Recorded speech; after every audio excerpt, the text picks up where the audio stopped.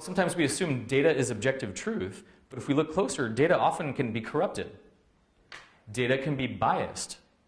We've all seen stories of artificial intelligence that carries forward our same human prejudices and biases, right?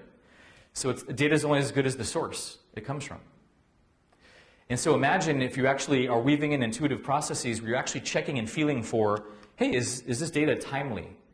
Is it complete? Do we need to wait a little bit longer to get a little more data to get a better picture of what's going on? Is it accurate? Is it biased?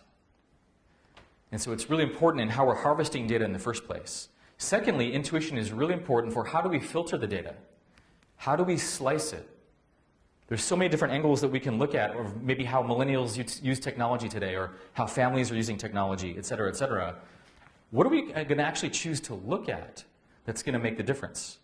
And depending on how I look at data and how you look at data, we might get very different results. So this is a very important place to also check what are our frames and metaphors that we're using? What are our filters that we're using as we're taking in data? And how do we make sure it's really in alignment with exactly what we're trying to study without being biased, without letting that get in the way? And then once you start to analyze data and extract the story of it, that's where the insights come from. This is a huge area where your intuition is relied on. So it's not just a data set of numbers, but you're actually looking at, okay, what is the story here? What's the insight that we see? If we look at that meta level, what's the bigger perspective that we're seeing now? And then from there, how do we refine the data?